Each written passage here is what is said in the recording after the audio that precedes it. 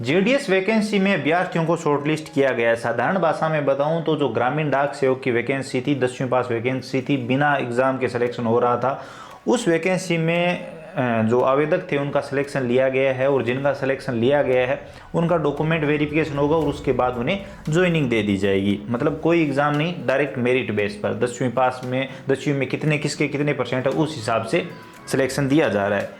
लेकिन यहाँ पर एक बात सुनिए, ये जो पढ़ाई का सिस्टम है, मैं अपने बारे में बताता हूँ। मैंने लगभग 15-16 साल तक पढ़ाई की है। उसके बाद 3-4 सालों तक मैंने प्राइवेट स्कूलों में पढ़ाया है। तो लगभग 20 सालों में मैंने ऐसा कोई अभ्यर्थी नहीं देखा जिसके 10वीं में 100% हो, 100% किसी के आए हो सकता है आप में से किसी ने देखा हो, वो अगर आपने देखा है तो 1-2 को ही देखा होगा।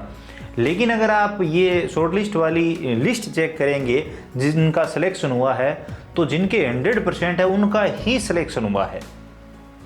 तो आप समझ रहे हैं कि अभ्यर्थियों के साथ किस लेवल का फर्जीवाड़ा हो रहा है।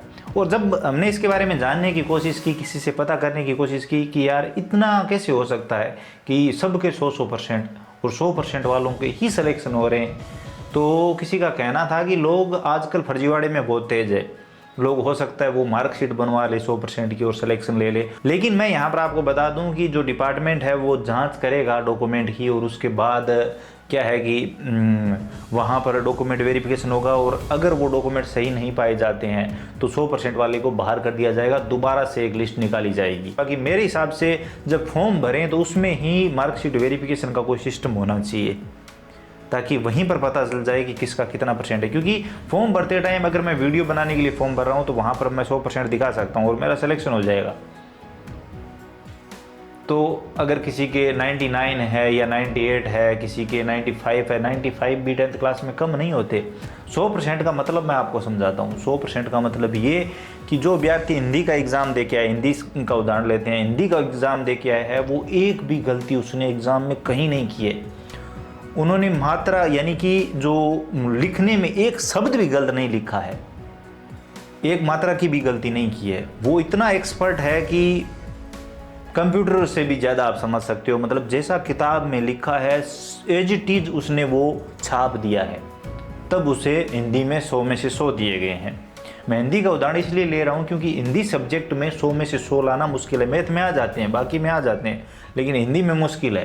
तो अगर कोई हिंदी में 100 में से 100 लेके आया है, मतलब 10वीं में उसके 100 में से 100% आए, तो इसका मतलब सब सब्जेक्ट में 100 में से 100 आए हैं। तो हिंदी में अगर 100 में से 100 आ गए, वो इतना एक्सपर्ट है, इतना उच्च लेवल का ज्ञान है उसको हिंदी का, तो उसे लेक्चरर घोषित कर दो और बच्चों को सिखाएगा वो, उसे जीडीएस की क्या ज़रूरत है।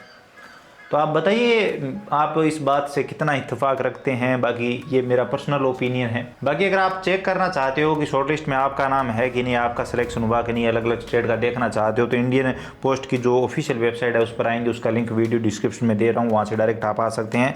इसमें यहाँ पर अगर आप नीचे स्क्रॉल करेंगे तो यहाँ पर शॉर्टलिस्ट कैंडिडेट शेड्यूल 1 जनवरी 2026 लिखा हुआ है, इस पर आप क्लिक करेंगे। इस पर क्लिक करने के बाद यहाँ पर सभी स्टेट आपको दिखाई देंगे। आप जिस भी स्टेट का चेक करना चाहते हो उस पर आप यहाँ पर क्लिक करेंगे। यहाँ पर लिस्ट ऑफ शॉर्टलिस्ट कैंडिडेट का ऑप्शन है, इस पर आप क्लिक करेंगे तो आपके सामने पीडीएफ आ जाएगी। पीडीएफ में सारी डिटेल दी हुई है, यहाँ पर कौन सा ऑफिस है, कौन सा डिवीज़न है, पोस्ट का नाम क्या है।